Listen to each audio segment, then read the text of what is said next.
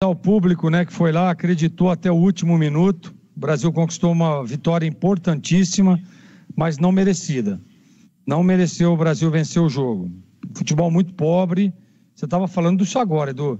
Né, a trajetória até a Copa do Mundo é longa, porque o Brasil sempre começa, por exemplo, uma eliminatória para terminar em primeiro, sempre vai para uma Copa do Mundo como um dos favoritos.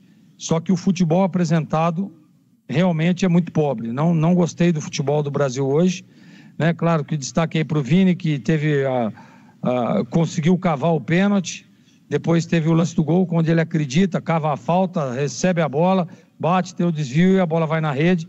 Agora, muito ruim, muito pobre. Um destaque importante, viu, Edu?